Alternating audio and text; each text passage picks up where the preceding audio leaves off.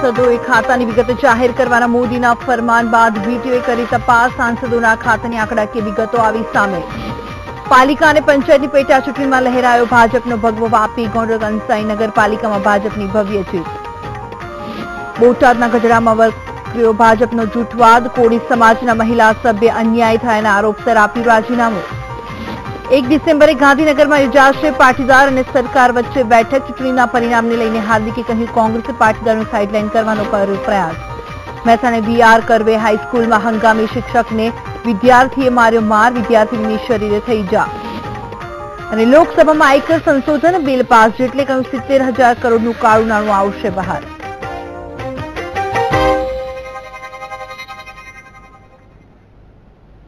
નમસ્કાર, હું છું ભૂમિ. સમાચારની શરૂઆત કરી નડિયાદ પશ્ચિમ પોલીસ સ્ટેશનના જમાદાર પર હુમલો થયાની ઘટના પ્રકાશમાં આવી છે. જમાદાર જુગારધામની તપાસમાં ગયા હતા ત્યારે ચંપા તલાવડી વિસ્તારમાં બુટલેગર પરિવારની મહિલાએ તેમના પર હુમલો કર્યો હતો.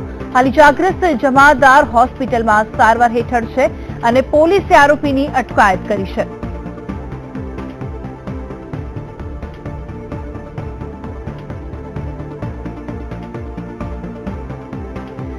આ અંગે વધુ વિગત સાથે જોડાઈ ગયા છે અમારા સંવાદદાતા સંદીપ રાજપૂત. સંદીપ, જણાવશો શું વિગત છે આ અંગે? જી મમ્મી, કહી શકાય કે જે પશ્ચિમ પોલીસ સ્ટેશન છે, પશ્ચિમ પોલીસ સ્ટેશનની હદમાં આવેલા જે ચંપા તલાવડી વિસ્તાર છે, એ તલાવડી વિસ્તારમાં પ્રવીણ ઠાકોર નામનો એક બુટલેગર પોતાના ઘરમાં જુગાર રમાડી રહ્યો હોવાની પોલીસને સૂચના હતી. જેથી છેલ્લા 4-5 દિવસથી પોલીસે ત્યાં કોન્સ્ટેબલ દ્વારા વોચ ગોઠવવામાં આવી હતી, જેને લઈને આજે પણ વનરાજસિંહ કરીને જે પોલીસ કોન્સ્ટેબલ છે તે વોચમાં હતા. તે દરમિયાન આ પ્રવીણ ઠાકોરે પહેલા તો તેમના પરિવારના મહિલાઓને આગળ કરી આ કોન્સ્ટેબલ પર હુમલો કર્યો હતો અને બાદમાં તે જાતે પણ આ હુમલામાં જોડાઈ અને પોલીસ કોન્સ્ટેબલને માર માર્યો અને બનાવ ઉભો કર્યો હતો. અને ત્યાર પછી પોલીસે આ અંગે જાણ થતા પોલીસ પણ ઘટના સ્થળે દોડી ગઈ હતી અને આ પ્રવીણ ઠાકોરને હાલ અટકમાં લીધેલ છે. જી આભાર સંદીપ, માહિતી આપવા માટે.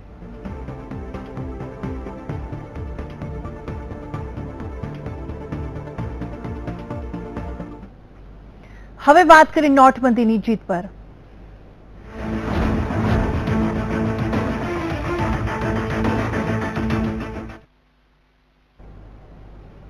ગુજરાતમાં યોજાયેલી પેટા ચૂંટણીમાં ભાજપનો ભગવો લહેરાયો છે ત્યારે સુરતમાં કનકપુર કંસાડ નગરપાલિકામાં ભાજપની જીત થઈ છે, જેમાં નગરપાલિકાની કુલ 28 બેઠકોમાંથી 27 ભાજપના ફાળે ગઈ છે તો 1 બેઠક કોંગ્રેસને મળી છે.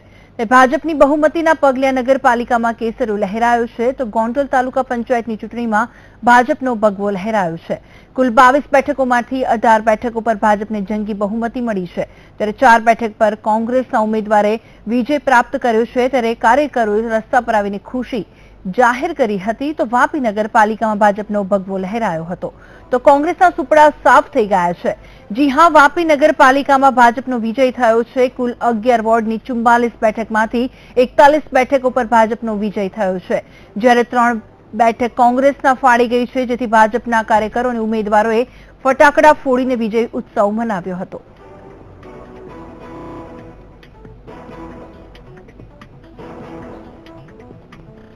ગોંડલ તાલુકાના પંચાયતની ચૂંટણીમાં ભાજપનો ભગવો લહેરાયો છે. કુલ 22 બેઠકોમાંથી 18 બેઠકો પર ભાજપને જંગી બહુમતી પ્રાપ્ત થઈ છે ત્યારે 4 બેઠક પર કોંગ્રેસના ઉમેદવારોએ વિજય પ્રાપ્ત કર્યો છે ત્યારે કાર્યકરોએ રસ્તા પર આવીને ખુશી વ્યક્ત કરી હતી તો બીજી તરફ આપ જોઈ શકો છો કે ભાજપને નોટબંધી નહીં નડી હોય તેવું લાગી રહ્યું છે ત્યારે ભાજપને કાર્યકરોએ હાથમાં ₹50, 20 અને 10ની નોટ લઈને ઉડાવી હતી અને જીતનો જશ્ન મનાવ્યો હતો.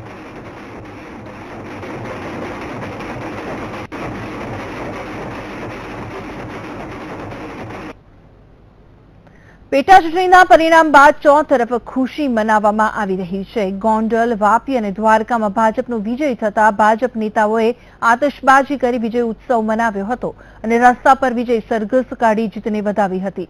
ભાજપને સૌથી વધારે બેઠક પર બહુમતી મળતા કાર્યકરોમાં ખુશીની લાગણી છવાઈ ગઈ હતી.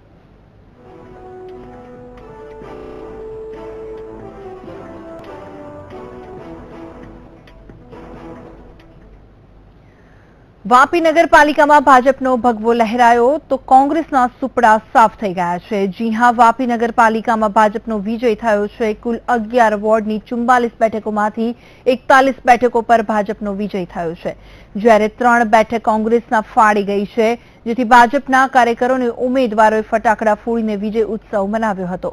આમ સતત ત્રીજી વખત વાપી નગરપાલિકા ભાજપે કબજે કરી છે, જેથી કાર્યકર્તાઓમાં ઉત્સાહનો માહોલ છવાઈ ગયો છે। ખંડુભાઈ દેસાઈ અધ્યાપન મંદિરમાં ચુસ્ત સુરક્ષા બંદોબસ્ત વચ્ચે મતગણતરી હાથ ધરવામાં આવી હતી।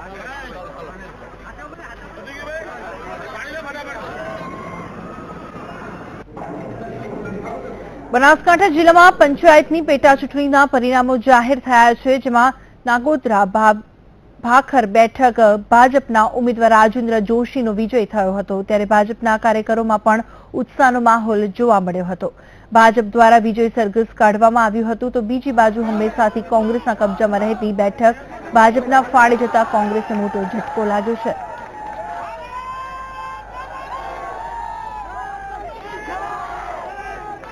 બનાસકાંઠા જિલ્લા પંચાયતની આજે પેટા ચૂંટણીમાં નાદોત્રા ઠાકોરપાસમાંથી ભારતીય જનતા પાર્ટીના પ્રતીક ઉપર હું ચૂંટણી લડ્યો હતો અને જીત્યો છું। આદરણીય નરેન્દ્રભાઈ મોદીની વિકાસ યાત્રામાં દાંતીવાડા તાલુકામાંથી પણ પ્રજાએ સંદેશ આપ્યો છે કે નરેન્દ્રભાઈ મોદી આપ આગે बढ़ो, हम तुम्हारे साथ हैं। સુરતની વાત કરવામાં આવે તો સુરતમાં કનકપુર કંસાડ નગરપાલિકામાં ભાજપની જીત થઈ છે, જેમાં નગરપાલિકાની કુલ 28 બેઠકોમાંથી 27 ભાજપના ફાળે ગઈ છે, તો એક બેઠક કોંગ્રેસને મળી છે, ત્યારે ભાજપની બહુમતીના પગલે નગરપાલિકામાં કેસરો લહેરાયો છે। ભાજપની જીતના પગલે કાર્યકરોમાં ઉત્સાહનો માહોલ જોવા મળ્યો હતો અને સૌ કોઈએ જીત મેળવેલા ઉમેદવારને શુભેચ્છા પાઠવી હતી।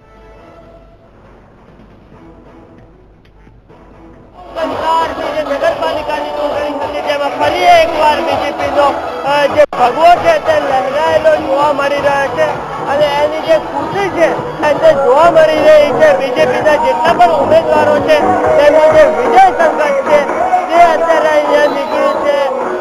શેરીઓમાં તેઓ ફરી રહ્યા છે અને પોતાની જે વિજય છે તેને તેઓ અત્યારે જશ્ન મનાવી રહ્યા છે। આ વિજયનું જોઈ શકાય છે કે ખૂબ મોટા પ્રમાણમાં જે બીજેપીના કાર્યકર્તાઓ છે તે અહીંયા પોતાના ઉમેદવારો જે જીત્યા છે તેની ખુશી અત્યારે અહીંયા મનાવી રહ્યા છે।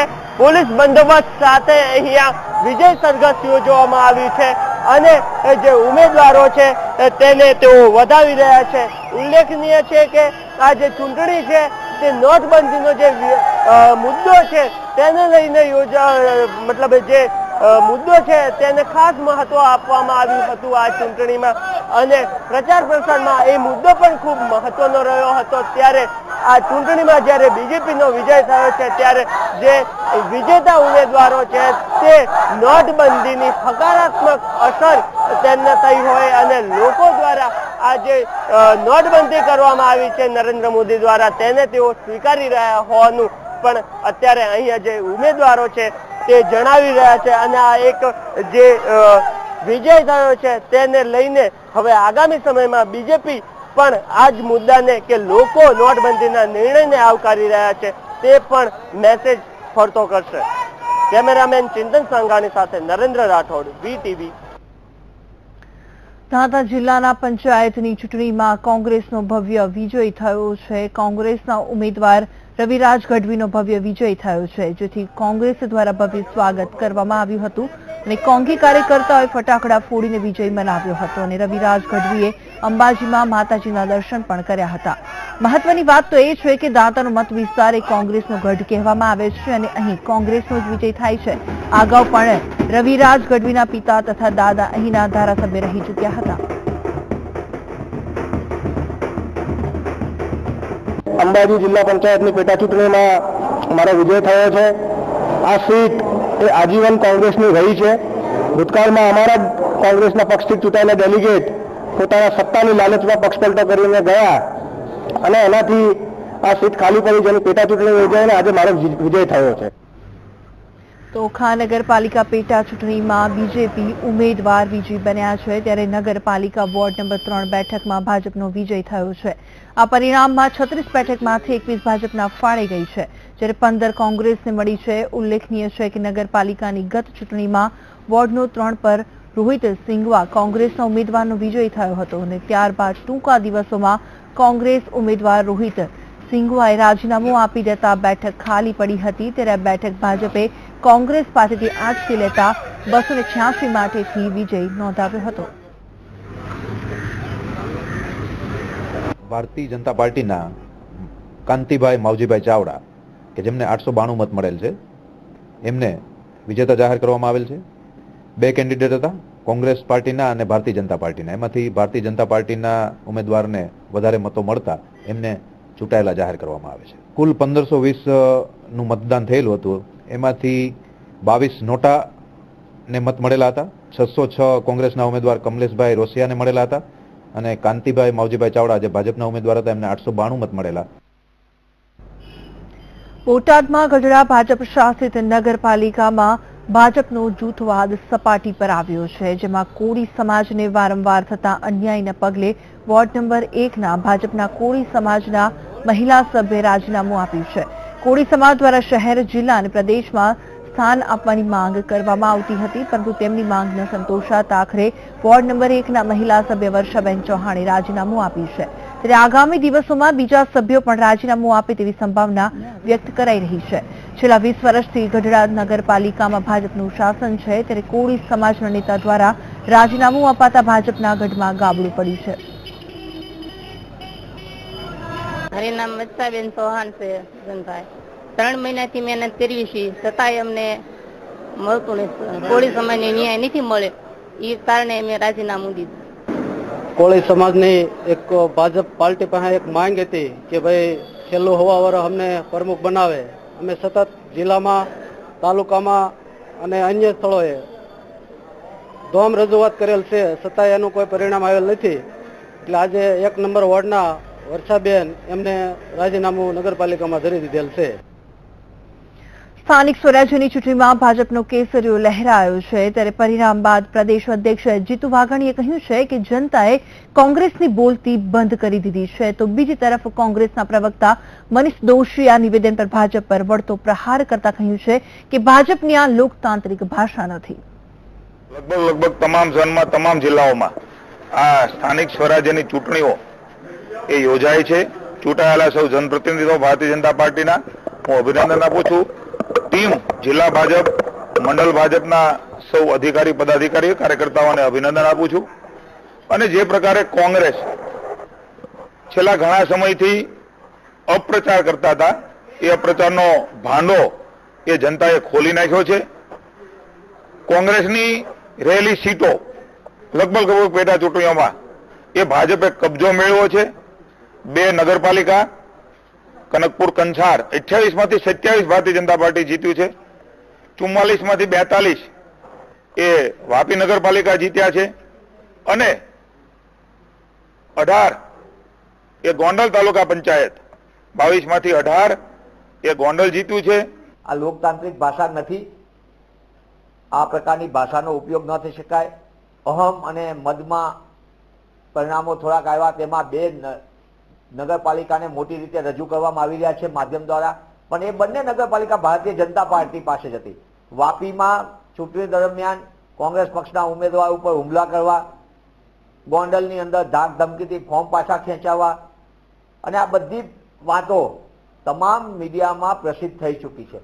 તેમ છતાં જે પરિણામ આવ્યા તેને કોંગ્રેસ પક્ષ નિશ્ચિતપણે એમાં ચિંતન કરશે. વિરોધ પક્ષના નેતા શંકરસિંહ વાઘેલાએ યોજેલી પત્રકાર પરિષદમાં કાળા નાણાં અને નોટબંધી મુદ્દે કેન્દ્રની ભાજપ સરકારને આડે હાથ લીધી હતી. જ્યારે વાઘેલાએ સરકાર પર આક્ષેપ મૂકતા જણાવ્યું હતું કે નોટબંધી એ કાળા નાણાં માટે નહીં પણ બેંકોને ડૂબતી બચાવવા માટે લીધેલું પગલું છે. બેંકો દ્વારા મોટા ઉદ્યોગને આપવામાં આવેલી લોન પાછી નહીં આવતા કેન્દ્ર સરકારે આ પગલું લેવું પડ્યું છે. બહાનું આગળ ધરીને જે જૂઠ આચર્યું એના બચાવમાં અત્યાર સુધી 23 જુઠ્ઠા બોલવા પડ્યા છે. દિલ્હીની ભાજપ સરકારે 23 નિર્ણયો બદલવા પડ્યા છે. 23 વખતે જુઠ્ઠું બોલવું પડ્યું છે. ગામડાઓમાં આજે પણ કોઓપરેટિવના માધ્યમથી અને એપીએમસી માર્કેટના માધ્યમથી લગભગ રોકડ વ્યવહાર આ ગામડાના ખેડૂતો, ગામડાના વેપારીઓએ કારા નાણાંવાળા ન હોય, તમે એમને દંડ આપી રહ્યા છો. તમે આ આખી ખેતી અને આ વેપારને બહુ ડાઉન કરી રહ્યા છો. અર્થતંત્ર બહુ ઝડપથી ડાઉન થતું જાય છે. રૂપિયો અવમૂલ્યન, તમારી ઉંમર કરતા રૂપિયો આગળ વધી રહ્યો છે. અને સમાચાર પર નજર કરીશું બ્રેક બાદ.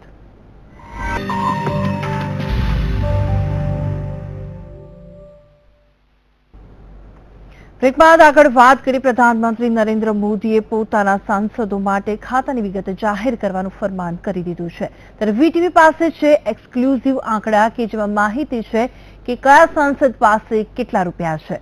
આંકડા 2014ની લોકસભાની ચૂંટણીની છેલ્લી એફિડેવિટના આધારે તપાસવામાં આવ્યા છે, જેમાં સૌથી વધારે રૂપિયા અમદાવાદના પૂર્વના સાંસદ પરેશ રાવલના ખાતામાં છે. તો બીજી બાજુએ પણ જાણવા મળ્યું છે કે ખેડાના સાંસદ દેવુસિંહ પાસે એકાઉન્ટ જ નથી. ત્યારે વિગતવાર આપને સાંસદોના ખાતાના આંકડા વિશે જણાવીએ તો ગૃહ રાજ્યમંત્રી હરિભાઈ ચૌધરીના બેંક ખાતામાં રૂપિયા 10.15 લાખ છે. નવસારીના સાંસદ CR પાટીલના ખાતામાં રૂપિયા 14.66 કરોડ, જ્યારે ગાંધીનગરના સાંસદ અડવાણીના ખાતામાં રૂપિયા 1.93 કરોડ છે.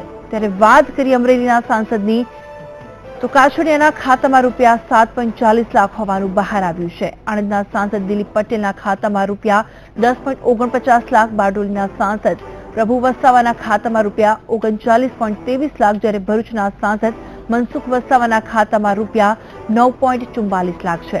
ત્યારે દાહોદના સાંસદ જશવંતસિંહ ભાભોરના ખાતામાં રૂપિયા 17 લાખ છે, જ્યારે દીવ દમણના સાંસદ લલ્લુ પટેલના ખાતામાં રૂપિયા 39 લાખ છે. જૂનાગઢના સાંસદની વાત કરવામાં આવે તો જૂનાગઢના સાંસદ રાજેશ ચુડાસમાના ખાતામાં રૂપિયા 2.15 લાખ છે, જ્યારે કચ્છના સાંસદ વિનોદ ચાવડાના ખાતામાં રૂપિયા 13 લાખ છે. મહેસાણાના સાંસદ જયશ્રીબેન પટેલના ખાતામાં 42 લાખ રૂપિયા છે. પંચમહાલના સાંસદ પ્રભાતસિંહ ચૌહાણના ખાતામાં રૂપિયા 1.40 લાખ છે, જ્યારે પોરબંદરના સાંસદ વિઠ્ઠલ રાદડિયાના ખાતામાં રૂપિયા 16.31 લાખ છે. રાજકોટની વાત કરવામાં આવે તો રાજકોટના સાંસદ મોહન કુંડારિયાના ખાતામાં રૂપિયા 4.54 લાખ છે. સાબરકાંઠાના સાંસદ દીપસિંહ રાઠોડના ખાતામાં રૂપિયા 12.60 લાખ છે. સુરતની વાત કરવામાં આવે તો સુરતના સાંસદ દર્શના જસદોશના ખાતામાં રૂપિયા 28.66 લાખ છે, જ્યારે વલસાડના સાંસદ કેસી પટેલના ખાતામાં રૂપિયા 50.27 લાખ છે. ભાવનગરની વાત કરવામાં આવે તો ભાવનગરના સાંસદ ભારતીબેન શિયાળના ખાતામાં 10.85 લાખ છે. પાટણના સાંસદ લીલાધર વાઘેલાના ખાતામાં રૂપિયા 19.80 લાખ છે. છોટાઉદેપુરના સાંસદ રામસિંહ રાઠવાના ખાતામાં રૂપિયા 71 લાખ છે. ત્યારે સાંસદો પીએમના આદેશ અનુસાર પોતાના ખાતાની માહિતી આપશે. ત્યારે ખરેખર જાણવા મળશે અમે જે આંકડા આપ્યા છે તેનાથી જાહેર કરાયેલા આંકડા વધશે કે ઘટશે.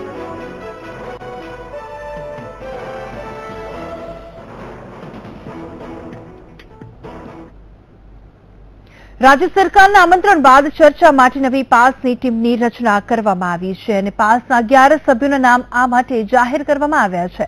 ત્યારે કિરીટ પટેલ, લલિત પટેલ, મનોજ પનારા, કેતન પટેલ, દિનેશ બાંભણિયા, દિનેશ વરુણ પટેલ, ઉદય પટેલ, અલ્પેશ પટેલ, અનિલ પટેલ અને રવિ પટેલના નામની જાહેરાત કરવામાં આવી છે. આ 11 સભ્યો રાજ્ય સરકાર સાથે ચર્ચા વિચારણા કરશે અને 1 ડિસેમ્બરે ગાંધીનગરમાં રાજ્ય સરકાર અને પાસના સભ્યો વચ્ચે ચર્ચા યોજાશે.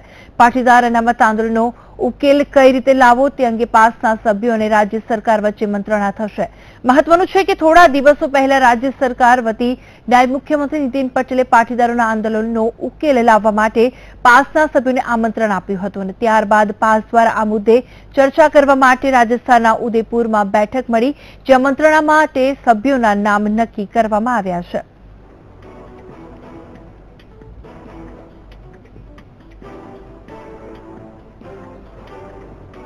પસંદ કરવામાં આવ્યા છે કે જે રાજ્ય સરકાર સાથે આગામી જે ચર્ચા છે તેને આખરી ઓપ આપશે. હાર્દિક, ખાસ કરીને 11 લોકોની જે પસંદગી કરવામાં આવી તેમનો ક્રાઇટેરિયા શું રાખવામાં આવ્યો છે કે જો સરકાર સાથે ચર્ચામાં બેસશે? ક્રાઇટેરિયા તો પ્રથમ કે જે 4 મુદ્દા છે એનાથી વિશેષ કોઈ મુદ્દા પર ચર્ચા કરવામાં ના આવે. તમામ ઝોન કન્વીનરોને પોતાની જવાબદારી સોંપવામાં આવી હતી કે તમારા વિસ્તારમાંથી તમે 1 કે 2 નામ આપો અને સર્વાનુમતે લોકોએ નામ આપ્યા છે.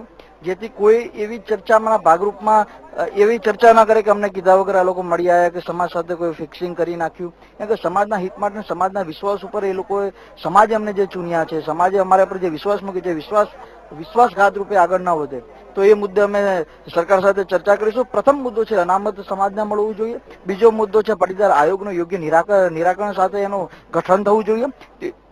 ત્રીજો મુદ્દો છે જે પાટીદાર પર જે અત્યાચાર કર્યો જે પોલીસ લોકોએ એને સસ્પેન્ડ કરવા જોઈએ, ચાહે રાજીવ રંજન ભગત હોય કે કોઈ બી માણસ હોય. અને ચોથો મુદ્દો છે કે પાટીદાર સમાજના યુવાનો સહિત છે જેમને આર્થિક સહાય અને સરકારી સહાય મળવી જોઈએ. બસ એનાથી વિશિષ્ટ કઈ નથી. આ 4 મુદ્દા ઉપર સરકાર સાથે ચર્ચા કરીશું અને આ 4 મુદ્દા ઉપર યોગ્ય નિરાકરણ લાવવાનો પ્રયાસ કરીશું. એનાથી વિશેષ કઈ નહીં કરીએ. કયા વિસ્તારના કયા લોકોનો સમાવેશ કરવામાં આવ્યો છે જે આપણે ટીમ બનાવી છે? પ્રથમ બધું ઉત્તર ગુજરાતમાંથી 2 વ્યક્તિ લેવામાં આવે છે, સાબરકાંઠા અરવલ્લીમાંથી 2 વ્યક્તિ લેવામાં આવે છે, મધ્ય ગુજરાતમાંથી 2 વ્યક્તિ લેવામાં આવે છે, સૌરાષ્ટ્રમાંથી 4 વ્યક્તિ લેવામાં આવે છે, અમદાવાદ પ્રોપરમાંથી 1 વ્યક્તિ લેવામાં આવે છે અને દક્ષિણ ગુજરાતમાંથી 1 વ્યક્તિ લેવામાં આવે છે, જેથી સમગ્ર રાજ્યના જુદા જુદા ઝોન વાઇઝ તમામનું પ્રતિનિધિત્વ જળવાઈ શકે. બનાસકાંઠાની વાત કરવામાં આવે તો બનાસકાંઠાના થરાદના માણસણ કેનાલમાં 2 લોકોના ડૂબવાથી મોત નીપજ્યા છે. ઘટનાની વિગત અનુસાર કેનાલના મશીનમાં પાણી ભરવા જતા એક ભાઈ લપસી ગયા હતા અને જેને બચાવવા જતા બીજો ભાઈ પણ લપસી ગયો હતો, જેથી બંને ભાઈઓ માણસણની કેનાલમાં ડૂબી ગયા હતા. જેમાં એક ભાઈનો મૃતદેહ મળી આવ્યો છે ત્યારે બીજા ભાઈનો મૃતદેહ શોધવા માટે તજવીજ હાથ ધરવામાં આવી છે. મહત્વનું છે કે કેનાલમાં ડૂબવા બંને સગા ભાઈઓ હતા.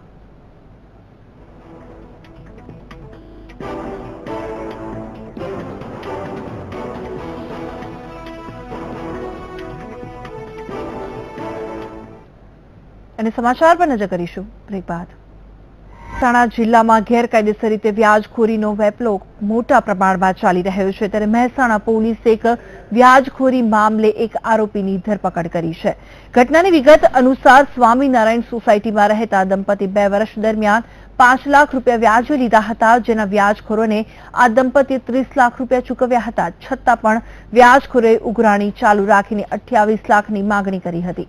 વ્યાજખોરોની ધાકધમકીના કારણે કનુ પટેલ છેલ્લા 15 દિવસથી ગાયબ છે ત્યારે વ્યાજખોરોએ હાલ મકાન પર કબજો કરી લીધો છે, જેથી કનુભાઈના પત્નીએ મહેસાણા પોલીસ સ્ટેશનમાં ફરિયાદ નોંધાવી છે, જેથી પોલીસે ગુનો નોંધીને આરોપી રબારી લાલાભાઈની ધરપકડ કરીને આગળની તપાસ શરૂ કરી છે.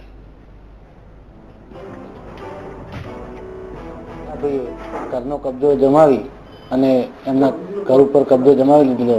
અમે ઘટના સ્થળે પહોંચતા એમનો ઘરનો કબજો અપાવેલો. ગણતરીના સમયમાં લાલાભાઈ નામના આરોપીને અટક કરી લીધા છે અને આગળની વધુ તપાસ ચાલુ નથી. તો બનાસકાંઠાની વાત કરવામાં આવે તો બનાસકાંઠાના થરાદ શહેરમાં પીવાનું અશુદ્ધ પાણી આવતા લોકોમાં રોગચાળાની ભીતિ ફેલાઈ ગઈ છે. લોકો આ શુદ્ધ પાણી પીવાના કામમાં ઉપયોગમાં લઈ શકતા નથી, જ્યારે કરોડોના ખર્ચે તૈયાર કરાયેલો શુદ્ધિકરણ પ્લાન્ટ શોભાના ગાંઠિયા સમાન બની ગયો છે ત્યારે લોકો શુદ્ધ પાણી આપવામાં આવે તેવી માંગ ઉચ્ચારી રહ્યા છે. નેરનું પાણી ચાલુ તો એકદમ લીલું લીલું એ લીલ આવે, અંદર પાંખડા, અમુક વખતે માછલીઓ અને વાસ મારે એવું પાણી આવે. આવું પાણી મોઢામાં ના ગાલે. લોકો કોગળા કઈ રીતે કરે ને આવું દૂધ કઈ અને પીવાનું પાણી છે દૂર દૂરથી કલાક ખોટી થઈને લોકો લાવે. પીવાનું તો કોઈ પીતું નથી આ શેરીમાં અમારે પાણી. હવે આવું પાણી તો કઈ રીતે કરવું? કોઈ વ્યવસ્થા કરે તો છોકરાઓ બીમાર થાય, કઈ રીતની બધી બીમારીઓ પેદા થાય. અત્યારે તો ફિલ્ટર થઈને આવે છે ને અત્યારે જોઈ લઈશું પ્રોબ્લેમ કઈ જગ્યાએ, કારણ કે અમારે જે ફિલ્ટર વ્યવસ્થા છે એમાં તો કમ્પ્લીટ ફિલ્ટર થઈને આવે. બનાસકાંઠાના પવિત્ર યાત્રાધામ અંબાજી મંદિરમાં મુખ્યમંત્રી વિજય રૂપાણીએ પરિવાર સાથે દર્શન કર્યા હતા અને મંદિરમાં શિખર પર ધ્વજારોહણ કર્યું હતું. આ ઉપરાંત અંબાજી મંદિરમાં કેશલેસ ડોનેશન માટે સ્વાઇપ મશીનનું ઉદઘાટન પણ કર્યું હતું. આ તરફ હાર્દિક પટેલ અને સરકારની વચ્ચે થઈ રહેલા ઘર્ષણને લઈને તેમણે હાર્દિક પટેલને મુલાકાત અર્થે બોલાવ્યા છે અને વધુમાં જણાવ્યું છે કે સૌનો સાથ સૌનો વિકાસની નીતિ પ્રમાણે પાસ અને સરકારની જનતાના હિત માટેની વાતચીત કરીશું. સરકાર એક પોઝિટિવ સૌનો સાથ સૌનો વિકાસ, વિવાદ નહીં સંવાદથી ગુજરાતનો વિકાસ કરવા માંગે છે. અમે બધા લોકો સાથે જે કાંઈ પ્રશ્નો હોય વાતચીતો કરીએ છીએ એમાં પાસના લોકોને પણ વાતચીત માટે આમંત્રણ આપ્યું છે. એક સારું ડેવલપમેન્ટ થઈ રહ્યું છે. મને આશા છે કે વાટાઘાટોથી જ હંમેશા પ્રશ્નોનો ઉકેલ આવે છે. ભાવનગર શહેર હવે રોશનીથી ઝળહળી ઉઠશે. જી હા, જે રીતે મહાનગરપાલિકાએ હવે ભાવનગર શહેરને LED લાઇટોથી સજ્જ કરવાનું નક્કી કર્યું છે, જે મનપાએ પ્રથમ તબક્કામાં 2500 લાઇટો નાખવાનું શરૂ કર્યું છે. હવે મહાનગરોમાં વીજળી અને નાણાંના બચાવ માટે શહેરી વિસ્તારમાં આવેલી સ્ટ્રીટ લાઇટોના બદલે LED લાઇટો નાખવાનું શરૂ કરાયું છે. ભાવનગર મહાનગરપાલિકા દ્વારા આ પ્રયોગ હાથ ધરવામાં આવ્યો છે. પ્રથમ તબક્કામાં 2500 LED લાઇટો મુખ્ય વિસ્તારમાં નાખવાનું શરૂ કરાયું છે. આમ તો શહેરમાં કુલ 27,000 સ્ટ્રીટ લાઇટો આવેલી છે. તેમાંથી હાલ વાઘાવડી રોડ, ભાવનગર રાજકોટ રોડ અને એરપોર્ટ રોડ ઉપર LED લાઇટ નાખવાનું શરૂ કરી દેવાયું છે. આ કામ ₹1,62,62,00,000ના ખર્ચે હાથ ધરાયું છે. આ લાઇટો કેટેગરી મુજબ રસ્તાઓ ઉપર મૂકવામાં આવી રહી છે. ભાવનગર શહેરની જે તમામ સેન્ટ્રલ સ્ટ્રીટ લાઇટ છે રોડની વચ્ચે ડિવાઈડરમાં, એની કુલ લગભગ 2,152 જેટલી થાય છે ફિક્સચર્સ, બરોબર. એ અત્યારે રિપ્લેસમેન્ટનું કામ આપણે ચાલુ કરી દેજો. એનો કુલ આપણે ટેન્ડર બહાર પાડ્યું હતું, એમાં જે લોએસ્ટ પાર્ટીના ભાવ આવ્યા એ ₹1,62,00,000 છે.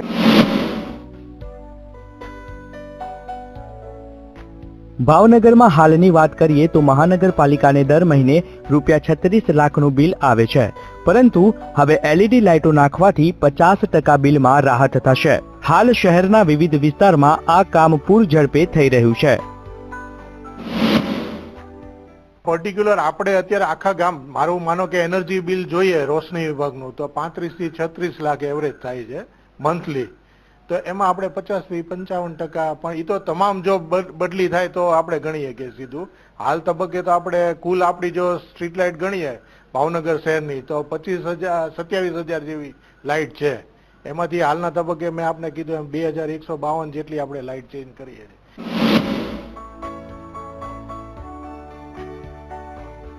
સરકારે પહેલા વીજળી બચાવવા માટે લોકોને અગાઉ ઉજાલા યોજના અંતર્ગત સસ્તા દરે બલ્બ આપીને કામ શરૂ કર્યું હતું. તો હવે મનપાએ LED લાઇટો નાખવાનું અભિયાન શરૂ કરી દીધું છે. તો હવે જોવાનું રહે છે કે આ અભિયાન ક્યાં સુધી ચાલે છે. નીતિન સોની સાથે VTV ન્યૂઝ, ભાવનગર.